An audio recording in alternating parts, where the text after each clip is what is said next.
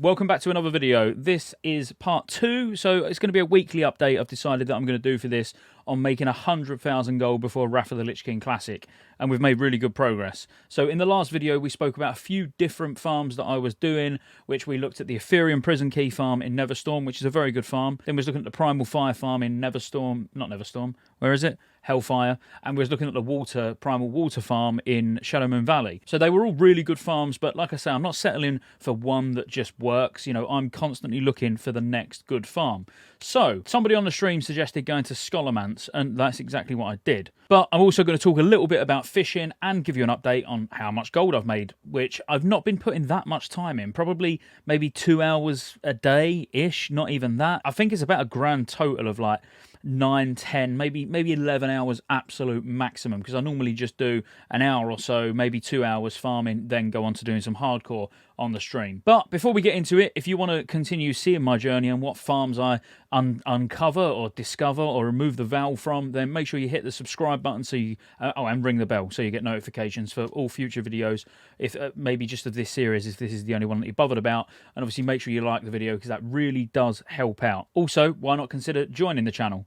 And while we're on that, I just want to say a quick thank you on screen now to all of the guys that have joined the channel. That's either this channel or SJ Gaming Live, which on SJ Gaming Live, I'm going to be doing some special members-only streams. So you might want to check that out. But anyway, how much gold am I on? That's probably the first thing. So it's been a week since I posted the last video where I basically was starting from 1 gold. I'm now quite pleased with my progress. I'm just under 5,000, so I'm on like 4,800 gold, which for a week I think is pretty good. And most of this has been thanks to Scholomance farming. So let's have a look at what a Scholomance farm is. So in Scholo, all we're interested in is mobs that drop dark runes. Now this farm is definitely a lot more fruitful if you've got enchanting, which I have got enchanting, and we'll get into why that is. But basically all we're wanting to do is skip as many mobs as possible, which I've still not even mastered myself yet. I still seem to end up pulling pats that I don't actually need and stuff like that, but it will come in practice.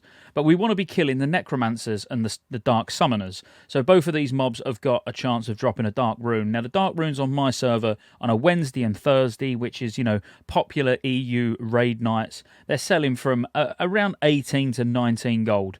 Towards the weekend and just after the weekend, so like today, there'll be sort of 15, 16 gold. So what you aim to do in Scholomance is run round, kill all the dark summoners, all of the necromancers, and then we're basically going to be doing a boss run. What order you do all this in is completely up to you. In all fairness, I mix it up from run to run, but I do need to focus on getting a real strict route to work out exactly what the fastest way of doing this is, because I've managed to get it now down to about 20 minutes, which I'm being told is still quite slow from people who do this farm regularly, but I'm getting 3 runs an hour in, which I'm pretty happy with. I'm not bothered about it being much faster than that. So you want to be killing Rattlegore so you can get the key, obviously, to be able to make it any further. There's not that much to worry about, really. There's a couple of bosses that do hit particularly hard, and there's a couple of trash packs where if you pull them by accident, or if there's a necromancer amongst the group, then you'll need to reset. So I'm going to show you the reset points here that I use, and due to some of the trash for the mini bosses, it's good to use these reset points anyway. So it can really vary from run to run how many dark runes you get. I mean, on my best run, I'd say I've probably been fairly unlucky. My best run has been 8 dark runes in a run, which 8 is pretty good when you're looking at 18 to 19 gold each.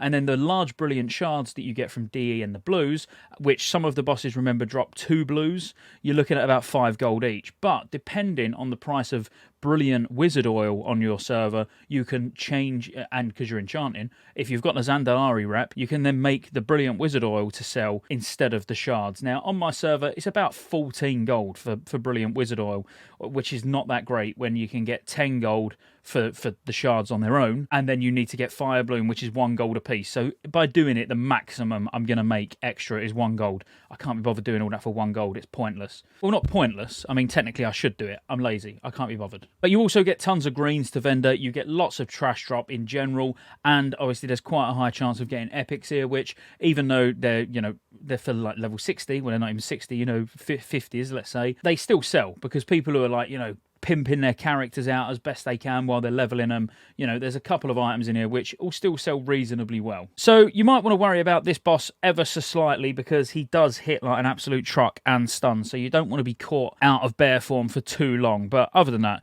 most of these bosses you're just nuking down. You need to be careful of this room here because in this room they transform. And if you're doing this as a feral druid like I am, they transform and they become immune to physical attacks. So ideally you want to then run and jump into the little windows here to reset them. Same goes for the horde of zombies room. You know, you want to basically stealth through or run through, grab the boss, maybe run out and kite around the outside, killing the boss on his own, then jump into the window and reset. But ultimately, if you get in any trouble, just remember you can run to the middle, jump off the ledge into one of these sort of windows. I know it's not a window, but you know what I mean. It's square. A window square. You could call this a window.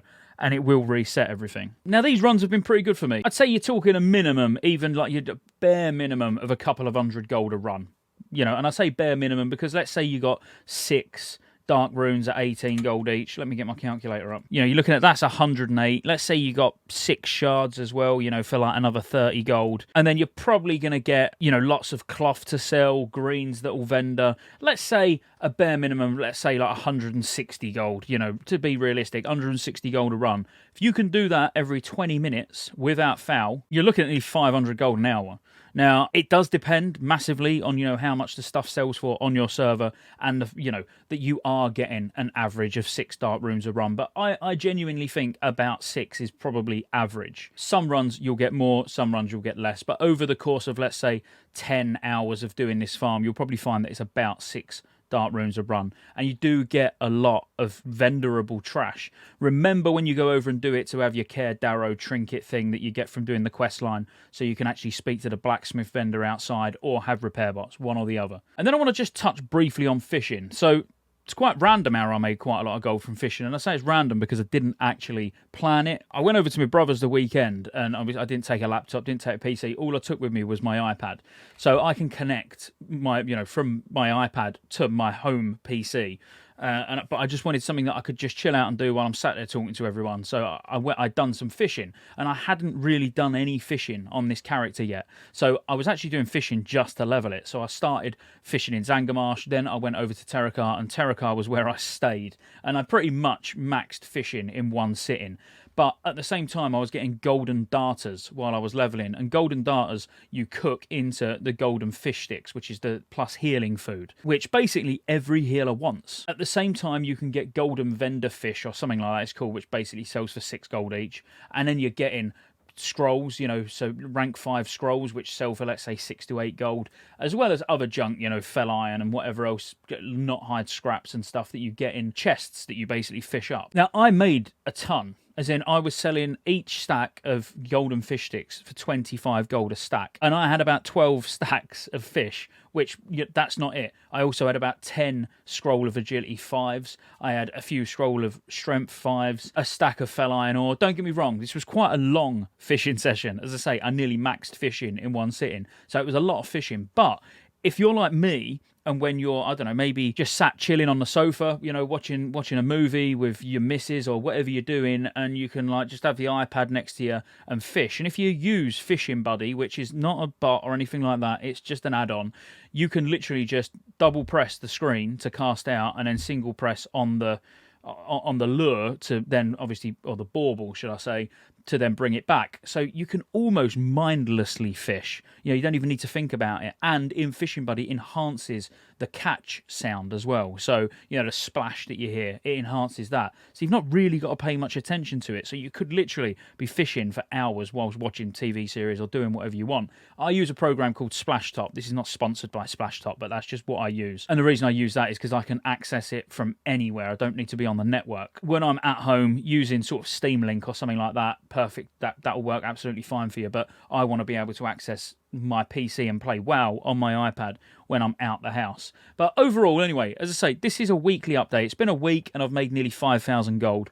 That's from, you know, various farms that I've spoke about. Overall, which farm would I recommend? As I say, I think they've all got their place, but Scholomance, for one, that you're going to sit and actually focus on and just get it done as quickly as possible, try and make as much gold as possible, but do check the price of dark runes on your server before you try it. And fishing, if you're just wanting something to do when you're not at the computer, maybe you work away from home, or you work, you're out of the house, maybe you drive a van or you do whatever, and you get time during the day where you are just sat in a lay-by, sat at the side of the road or doing whatever. You can whack the iPad out or whack your phone out, connect to your PC at home and do some fishing. I'd heavily recommend it, because it's just, you're always making a bit of gold, or you can just sort your auctions out or do whatever. But I like being able to play WoW when I'm not at home. But yeah, let's see how long it takes to get 100,000 gold. This was update number 2, and I'll see you on the next one. Make sure you like and subscribe.